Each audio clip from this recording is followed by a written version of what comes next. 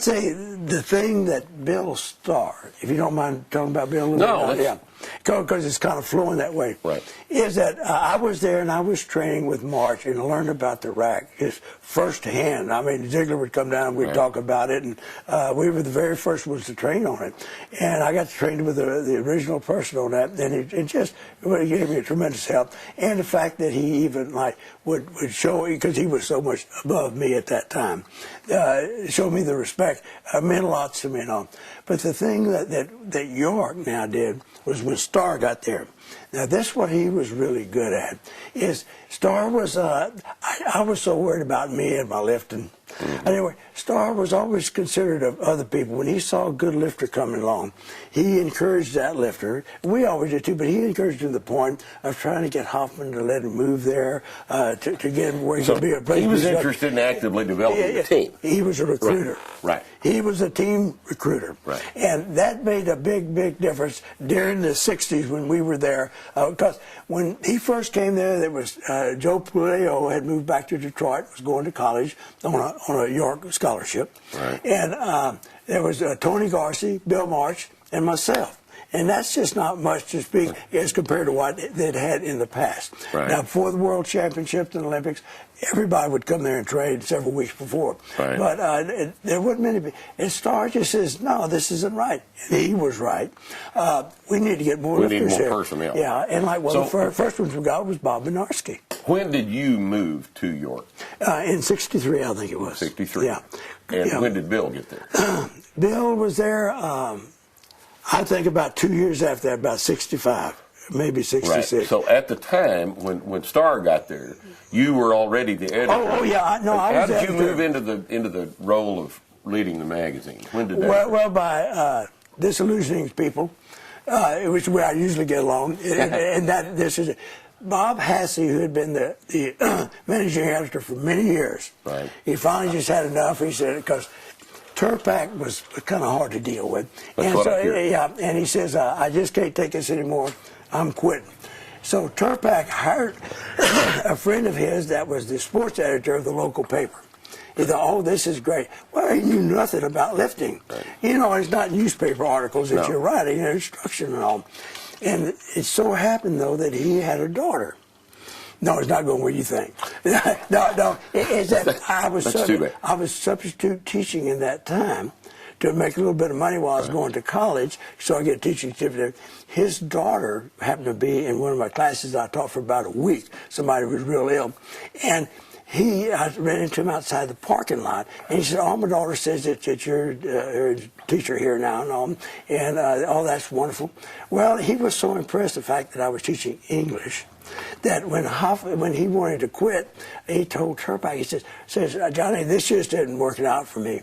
He says, you know, you have Tommy down there. I said, he's a college graduate, teaches English. That's the disillusionment. Right. Teaches English, and he would be perfect for it. And so Turpak offered me a job there. And that would have been in 64, probably? 64, yeah. 64. It was 64. I'd been there about a year, yeah. Right. And when I was there at Millersville is when I went to the National Collegiate, when I was working on my teaching certificate. Right. Well, everything strength and health, and again, those of us that are my age, the kids that are watching this don't remember strength and health since it's been out of print since 80, something like late that, 80s it went out of print.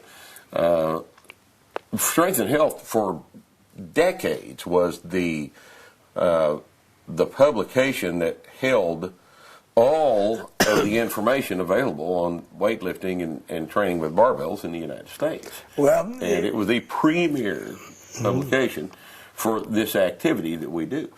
And you, having been in charge of strength and health, were in an extremely influential position, because essentially every month you were making decisions that affected the national scene in terms of lifting weights, and I don't think that anyone could discount the importance of having your thumb on that button.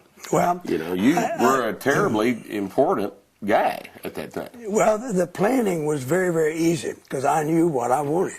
Now, getting it done wasn't so easy because Turpak and Hoffman their ideas what they wanted Right. in the magazine. Turpack wanted all fitness, a lot of family fitness, all, which is good. And then Hoffman wanted every other article to be about his products, which Right. wasn't good.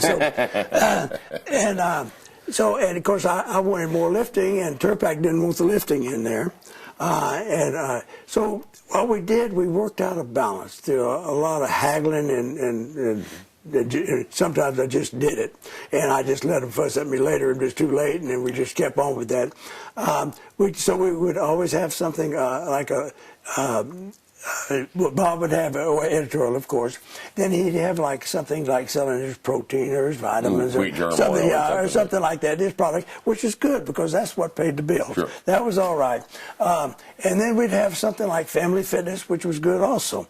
Training youngsters, women. We had a women's section. The magazine had a definite broad appeal to but a see, lot of before that, though, it had almost no Olympic lifting. Very little results, but not much instruction. Right. So Stars when started. You mean before that? Before I got before I taken over. Yeah, is they just didn't put a lot because back of in the 30s and 40s, there was a lot of lifting in it. Yeah. But then during the 50s, they didn't have a lot of Olympic lifting in it. So it kind of went through a phase where it was primarily a commercial organ for the barbell company. Yeah, and a fitness bag, which was good, but it's about Olympic lifting. Right. I thought. Right. And that's where I tried to make it. So you brought the Olympic lifting back into it. Like we added Lifter's Corner. We expanded like the results section. We had more pictures of Olympic lifters doing the lifts in the results and all. And then I wrote one behind the scenes, which strictly on Olympic lifting just about. And so that was just, and every once in a while we'd have someone else. But we had it where it was a balance there, but we did have at least 2 articles, the behind the scenes and Lifting Corner, that was strictly Olympic lifting. Right. And that was something that wasn't there, and I don't think it's ever been in any other magazine. It may be at Milo and some of those now, but not many of them have 2 articles that dedicated to Olympic lifting every month. I think Milo has been doing that for quite some time, but no, there aren't any other publications that regularly. The USA Weightlifting claims to publish one, but I know that. They publish a quarterly magazine every year and a half. Yeah. I haven't had one in quite some time. Yeah. So you were right in the middle of all of this stuff. I have heard from Starr when he was working for you he was the assistant. You hired him as the assistant. Yeah, that's a pretty good story too. I got some good Starr stories. Yeah. Tell us about that. Well, I'll go back a little bit before I called Starr up and asked him if he wanted to work for me, and for the company or whatever. But before that, Starr and I had met. We were going over to Lafayette. We were both in college. He's at SMU, United Texas.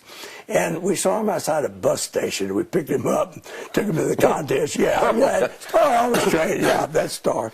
But so we got to know him there. And then when we'd go to other contests, we would go and we would, we'd always talk backstage to check my jerk out, say, I'm going to get this back. We were kind of coaching each other. Just got to be friends. And Starr was always such a nice person, and we were always kind of really impressed by his physique too. He had he had nice thin skin, and he was always in good shape. Yeah, all those things you wish you had, he didn't. Right. Right. But Starr, I always liked everybody, and he of course he laughs at it now.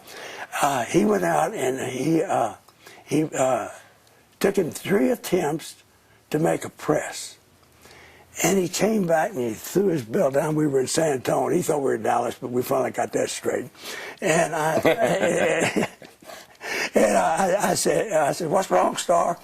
And he said, I did bad. He says, I don't know. It's not a good day. I'm just dropping out. I said, Starr, you can't do that.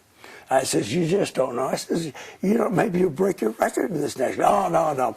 Anyway, I just kind of shamed him. You ought to be ashamed. You say, shamed him into staying in me, and he did good. Yeah. But he always remembers that story, and he tells you don't drop out. You just keep going on. And that's a good lesson to learn. Sure it is. Yeah, but then it's okay to get beat. Yeah, it's not okay to quit. No, don't quit. Right. So anyway, but I knew Starr real well. Not real well, but I mean to that degree. Right. And I knew knew who he was. I felt I knew kind of what he's capable. I knew that he knew a lot about lifting. You thought he could spell. Yeah, but also I thought he could do the work. Right. Is that someone else had been in there helping me, and for about a year, and they just didn't work out, and so it ended up that they ended up leaving, and several people's request, and so I needed an assistant. And, being lazy like I am, I didn't want to do all the work myself. So I remembered Star. And I called Star up. And I said, this is funny, a little later on. I said, Star, I says, this is Thomas. I said, we have an opening here on the magazine. And I talked to Bob Hoffman about it. He says that he told me to look around and find someone. I said, would you be interested in coming here being an assistant editor? And where was he living? He was living in Indiana, I think, Muncie, maybe Indiana, or somewhere around there, or Anderson. So, but he was there in Indiana. Yeah, he was working. I think he just finished up working on. No, he was working on his master's degree because he finished that up when he got to York. And so he said, "Oh yeah, it would be." I said, "Well, that's good." So I didn't, I kind of got busy, and, doing other stuff. Didn't even think anything about it, and. Next thing, and I went out and talked to Bob. He said, yeah, that's all right. I said, maybe you ought to invite him up here so he can see what he's getting into. We'll pay his way and all. And I said, well, that'd be great.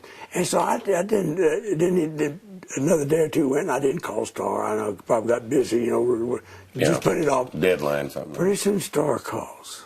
And he says, say this is Bill Starr. I said, yeah, Bill, I was going to give you a call. He said, we've been sitting on pins and needles now for 2 weeks and wondering whether I was going to get this job or not. Well, I didn't realize it. It just, obviously it would be that important, but I didn't even think about it. Right. I said, well, I'll tell you what, but he was really, not upset, but he was real excited, anxious. He was anxious. And I said, well, I just talked with Bob a couple of days ago, and you make reservations and let us know how much it is. We'll send you a check and we'll pay for your tickets. And he said, oh, okay. So he came up and he came up, looked around, trained with us, and stayed with me at the house and everything. And so he came to work. But this is the thing, as you know, about Star. Star can get work done when he puts his mind to it. And I was used to this other person just dragging his feet. You got 2 articles to get out, and it'd be time for the deadline. They wouldn't be done. And I was kind of used to that. And I said, Star, could you do this and that? And he'd do it like the next day. It'd be there. It'd be done. I said, wow, wasn't there? I'd worked at it. Right. But it was amazing. He started doing the work. We got strength and health where we could handle this thing. I'd say it seemed like we kind of agreed upon 15 or 20 hours a week, if that much, at the most, to get strength and health out. We had it down organized. Well, that was after a few months, we were able to, because he would work and I would work. Where before I was working and worried about the other person trying to get some work done. So what an addition Star was. Right. And then he started getting these lifters in. Then he just did a lot of things. Like he started the Masters Lifters program. That was his idea. Yeah. Really? Yeah, that was his idea. And what we used for that was... there was no organized Masters weightlifting prior to that? There wasn't anything. Isn't that interesting? No, there wasn't anything. Seriously, people don't understand, nothing was going on, in effect.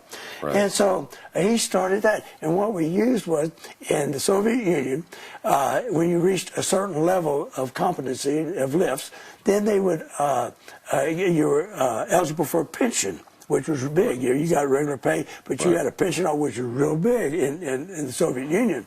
And so what we did, we used those standards for our standards. And I think... In terms of the total? Because of that was something the Soviet Union, which was really that was our main competitors. This is what they recognized as being a masters of sports. So we set that as our goal, to be a masters of sports. In terms of the total? Total, right. Of the total, of what you could total. You just matched. Yeah. And so we just did that. But that's what we had. And then we designed a patch, And I think of all the things that I have, other than... and I let it get away from me. The trophy from the Texas State Championship, the first one I won, and being a master lifter was two of the big things. Okay, let's get our terminology straight. Nowadays, masters means Oh, no. This was, you're talking about like master, elite, the proficiency level. And the reason I didn't Right. mention that is because in those days that didn't exist. Right. There was no masters. No lifters. organized age group masters. No. Right. Either you lifted open or you didn't lift at all. All right, that's important to clarify. But this was like a level that you attained. Right. Yeah, and it was the same thing that in Soviet Union, if we'd been over there, we'd have gotten a pension. And besides the wage that we would be making, they'd be giving us anyway for training. Right. So, but he started that, and then he did all this stuff. Like the next thing you know, we have sweatsuits, and we've got little emblems, York, and he brought a lot. The team manager. He brought all those good things like that. So, who brought in Bednarski? Well, that was Terry Todd and myself. I lifted with Bednarski at the World's Fair, I think, '64. And where was he at the time? In Rhode Island? I think it was New England. I think it was Rhode Island. And he really was doing good. And I says, you need to see about coming to York. Oh, I know. And so whenever I got back to York, we were there in New York City. A few days later, I went out and talked to Hoffman. I said, Bob says, we need to get some people like Bednarski in. Well, let's bring everybody up to speed on Bob Bednarski. Oh. Bob was lifted at the time, I guess, super heavyweight because 198. Everything over 198 was super Everything heavyweight. over 198. What did he weigh? I don't think he ever got much over about 240. I don't know if he even got that much. I really can't remember exactly. But I do know that his snatch was up over 400. Well, the thing is, his total. In other words, when you lifted pound for pound. For several years there, he was the world's best lifter pound for pound. And that's a nice something to be said about him. And he was just... Do you remember his PRs? No, I don't. No, Star would, but I really don't remember. Star remembers all that stuff. I mean, I never was... Where in the hell is he? He's out fooling around somewhere. Yeah. So if we had... I do remember... a jerk in excess of 500 back then. Yeah, and he was just ahead of his time. He was competing with people weighed 285 to 325. At about weight 235, 240. Yeah, and beat most of them. Second place, I guess. I mean, he'd usually get at least second, But he didn't win, but he just kind of depends on, at that level, how everybody does that day. There's a lift or two and you're out as far as like placing. But no, he was a really exception. His ego was a thing that really, really drove him. But he was such a lovable character. His ego was the thing of like childlike ego or something. It's so important. Funny story about Bednarski, because Bednarski just loved to have his picture and his name in Strength and Health magazine. Right. And he got the fussing at Star. And you don't do this, So he's telling him, he says, you don't have my picture in there, my name enough for the lifts I'm a good lifter. He started ragging on Star. Right. And Star says, well, all right, if that's the way you feel about it, next month your name and picture will not be in the magazine at all. He said, it wasn't.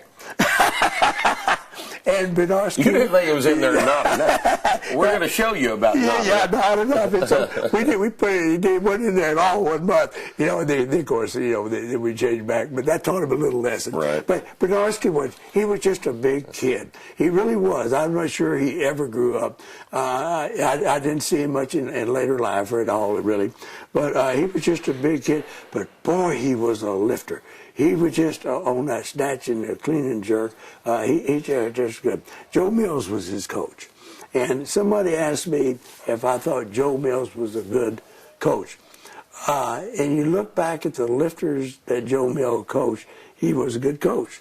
That's just the only thing you can say about it. No, I don't know whether he recognized talent or whether he was a good coach or just what. But he had some good lifters that came out of there. But so Bednarski, though, was just a great lifter.